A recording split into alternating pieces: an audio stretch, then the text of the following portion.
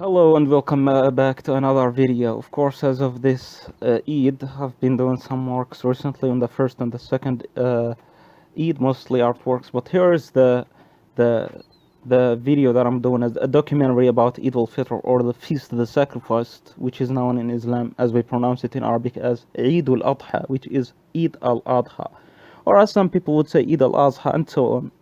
Korban Bayram, Korbani, so many names in the Eastern cultures, which could be traced to Arabic, the language of Islam, the lingua franca of Islam, and it all means almost the Feast of the Sacrifice.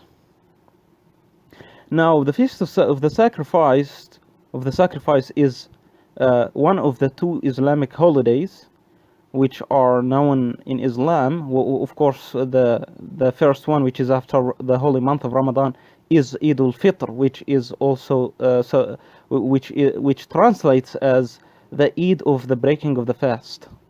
So after fasting 30 days, we have Eid al-Fitr, which is you break the fast, and that is the feast of the Fitr, the feast of the breaking of the fast.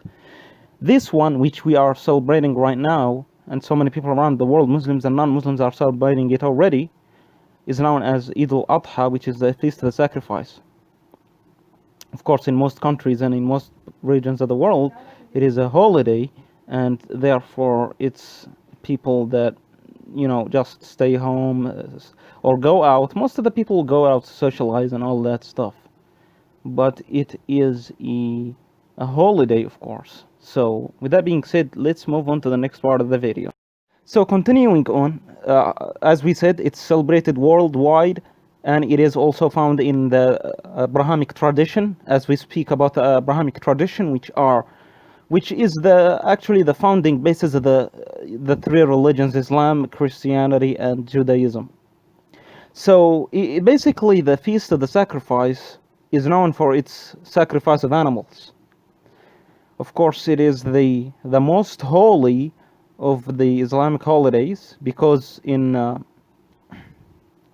the obedience to God, there is a command that we shall sacrifice, that the Muslims shall sacrifice an animal, because there was this story, which is also found in Christianity and Judaism, in the Bible, in Genesis, where Abraham, or as he is known in Arabic as Ibrahim, took his son Ishaq, or Isaac to the sacrifice. So basically, according to the God's command, he was supposed to sacrifice his son, but God did not allow that to happen. So before he even sacrificed his own son, God provided for him a lamb to sacrifice instead of sacrificing him his son. And so in celebration of this event, we commemorate the intervention of God, which is holding the value of the human being, holding the integrity and the dignity of the human being, as God is all merciful. And so therefore, an animal, which is a cow, in what I find most fascinating is that, for example, when you go as far as to the eastern countries, in the Middle East, they usually sacrifice camels, because it's a desert region. Not all of it, of course, but also they sacrifice sheep and goats and so on.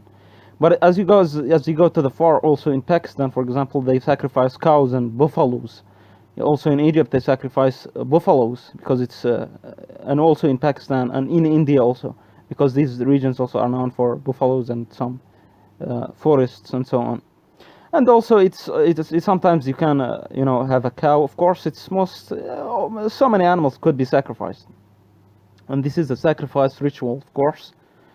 And so basically, most of the meat, usually, if we see the traditional way, is going to be the meat of the animal which is sacrificed, is going to be the food of the family, and they feast on it in the sacrifice because they offered it, and so therefore it's a blessing. And of course, the rest of the meat would be distributed to those who are in need, and the people who are poor, and all of those people who basically are in the need, and who are in poverty and so on. And of course, we have other things like so many traditional dishes and sweets, and also gifts and also some stuff like greetings, like wishing people good, good tidings, or sorry, good wishings, and so on. And of course, people go out, socialize, because in most parts of the world, and especially in cultures, it's known that Eids are for socializing and going out and visiting your family, your close family, your far relatives, or your closer relatives and extended family, and so on. Which is, it's the way it is. It's the norm, and it's typical, and so on. And you welcome them, and so on. In the Islamic calendar, which is the Al-Hijri calendar, which is known as the lunar calendar, if we may say, Tariq al-Qamari, Eid al-Adha, is in the 10th day of Dhul Hijjah, and right now in these days the Hajj is going. So the Hajj is the pilgrim, which is a huge journey, spiritual journey, which is for all the Muslims from all across the world. They join together and they go in this pilgrim, which I will address in another documentary, which is another one of the most amazing, human, I would say, phenomena. So basically, it's Eid al-Adha is in the 10th day of Dhul Hijjah, and it is for 4 days. Most of the countries that I know of celebrate 3 days, but some also do celebrate. I wouldn't generalize, because also so many people celebrate 4 days, because it is also that Dhul Hijjah extends. The Hajj also extends for 4 days, and it's linked to the Hajj. It's linked to the pilgrim in Mecca and in Medina, and so on, in Mecca and Medina.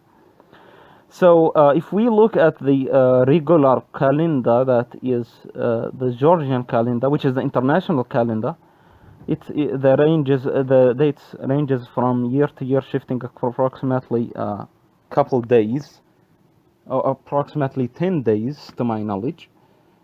Each year it changes, and so on, or 11 days.